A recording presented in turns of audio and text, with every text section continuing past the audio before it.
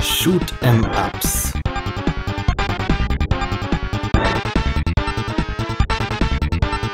Shmups.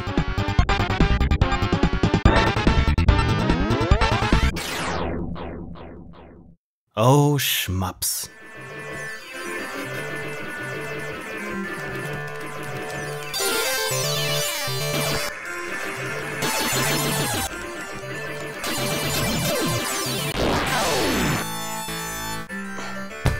How I hate you.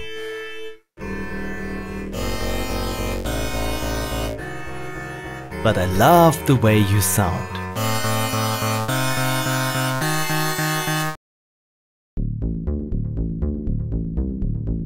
Recently, I started a little pet project of making a DOS-like shoot-'em-up titled Solar Fighter 2000. Its title is a throwback to my very first game that I made over 20 years ago in BASIC. I want this new game to feel right from the get-go, and particularly, I want it to sound right. For research purposes, I picked up R-Type, IRAM's arcade classic from 1987.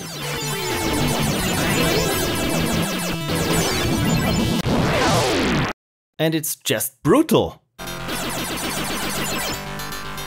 But it sounds so good. Everything is so well balanced. There are no booming explosions every second drowning the mix. Instead, most enemies pop in little tinkles.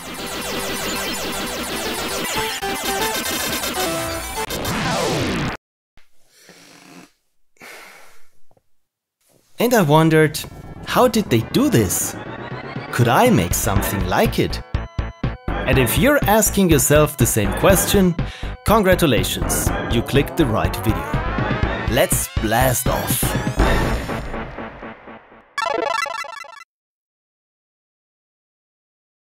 I'll be looking at Super R-Type on the Super Nintendo, because the game was made by the same developer as the arcade original, and it shows. The graphics are better, the audio is cleaner, and overall it's just so darn polished in every aspect. But speed. Man, that slowdown though. Let's go the traditional route first and listen to all the raw sound samples contained in the game's ROM, which is completely legal because I happen to own the original cartridge since before emulation was a thing. For this task, SNES Sound Ripper 95 or SNESor 95 has been my tool of choice for the past 20 years because it has so much character. Look at its icon, isn't this great? Not in the mood for sample ripping? No problem, enjoy a round of blackjack. Yell Hadouken! To get Windows 95, adore its origin in America, and oh my god, what the hell is this? I can't even. I load up the Super R-Type ROM to get started. Let's listen to all the samples that SNESor finds.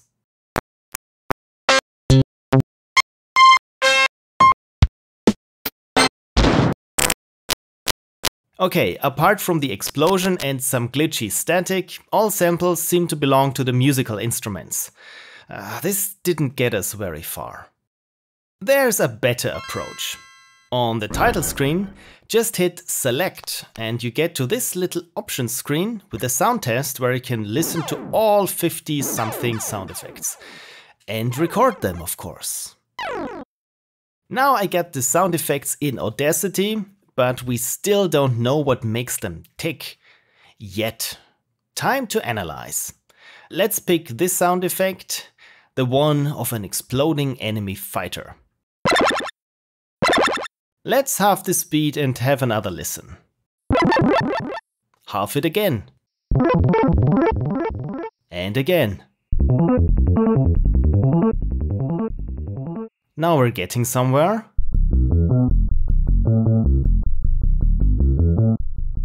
It's pretty obvious what's happening. Instead of a pre-recorded sample, The sound effect is a flurry of notes, a strange little melody. How about another sound effect, for example the beam weapon?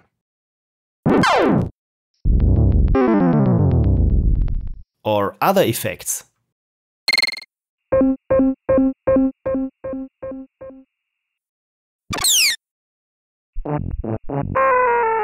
With all of them, it's the same thing. Extremely short melodies. That's pretty clever, as it saves a lot of precious space, yet is very customizable and expressive. There's a lot of trickery like this to be found in old Super Nintendo games, and I'll share with you one interesting discovery that I made at the end of this video. But first, coffee and getting samples ready.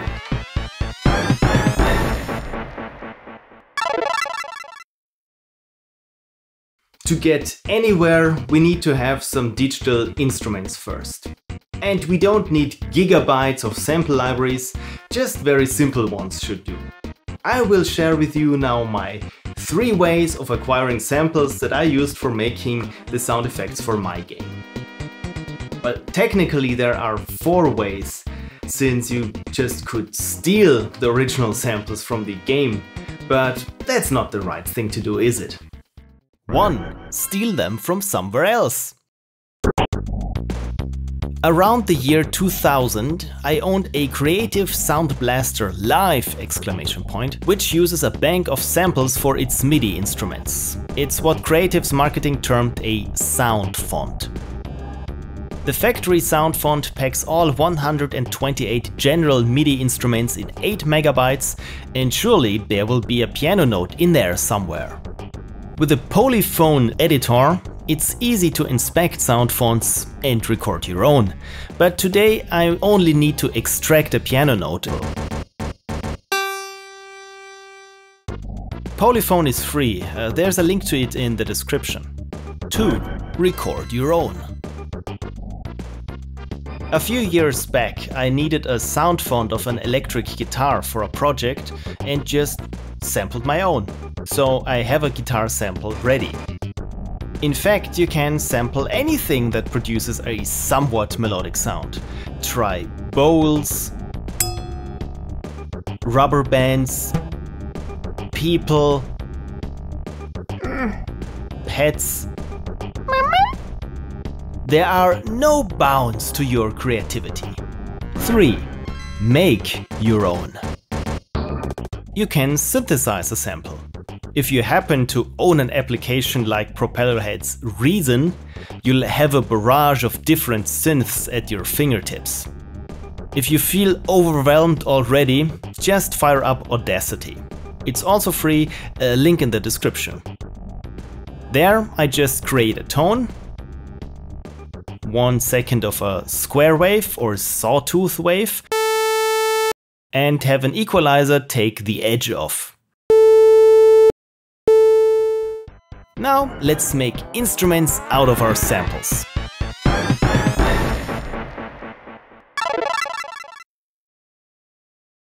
I'm here in Reaper, my favorite DAW or digital audio workstation, because it's quite powerful and dirt cheap compared to other DAWs out there. Though it's not free, but they offer at least a 60-day trial version.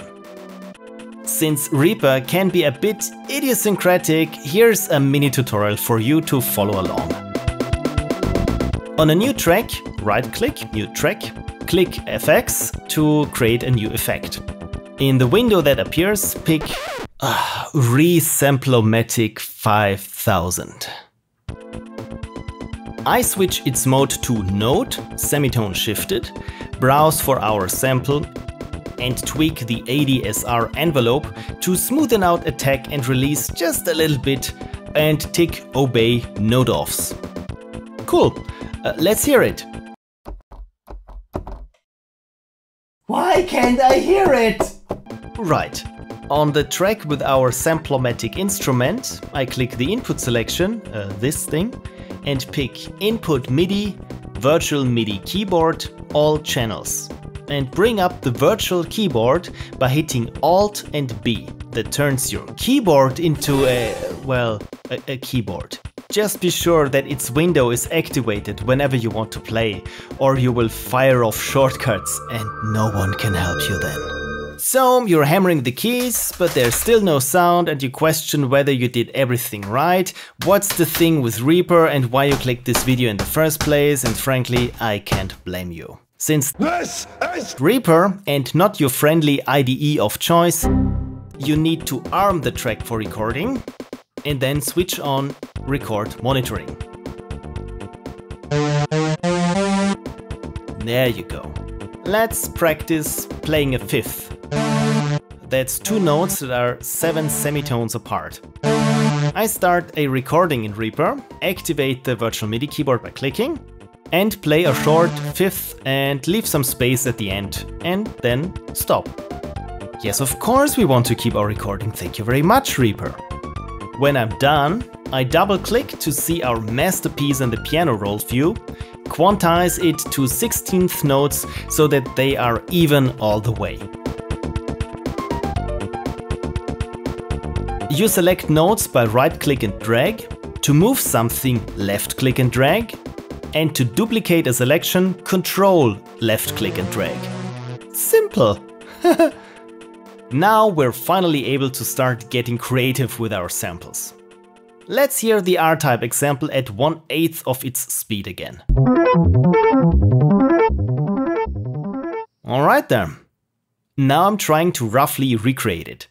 It's a bit like painting with notes. I want my sound to start low, then make a sudden jump, and gradually fall in this little arpeggio fashion. Yeah, this looks good. Let's have a listen.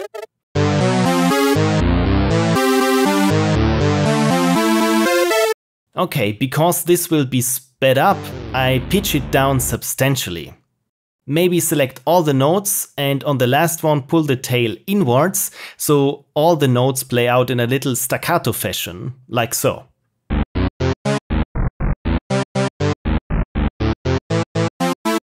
Cool, let's render it.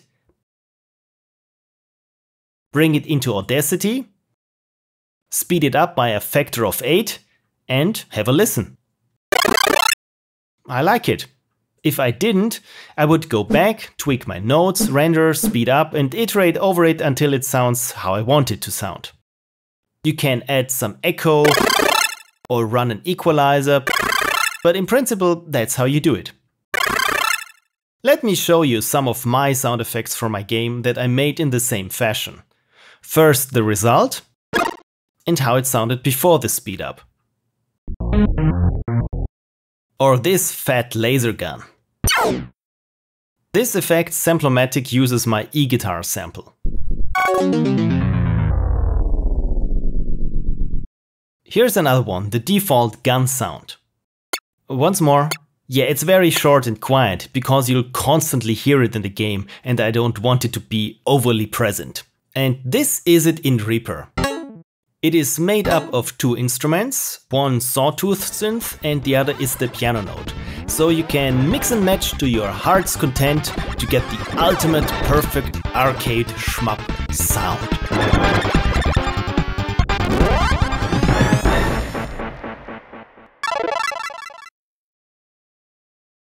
Here's the current prototype of my game with all the sound effects that I have at this point.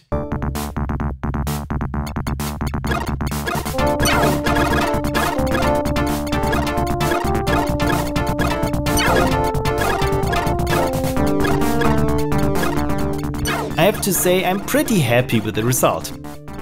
By the way, the temp music you hear is one of 3 versions, depending on which ancient sound hardware you prefer.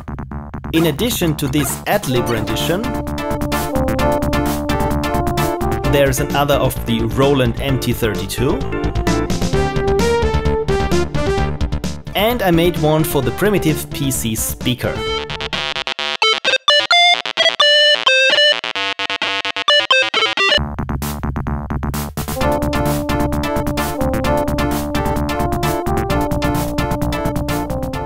Oh right, I promised you another interesting little fact about audio on the Super Nintendo. Remember F-Zero? Remember Deathwind? Remember the music of Deathwind? And have you ever wondered how they make this howling storm sound? I had a look, and as it turns out, it's a hi-hat sample, this one.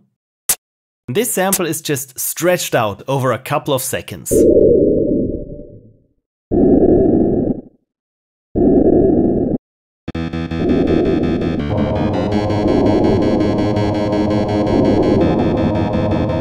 So talk about making the most of a few bytes. Oh, and if you're typing a comment complaining about the lack of Ludum Dare postmortems, rest assured they're coming. I'm working on them still. Actually, you can follow along if you want, because on my other channel, that is Phil Motion Video, I'll be doing live streams every Sunday of something creative that I've been up to over the week. So thank you so much for watching, cheers to you, and may the unicorns watch over you.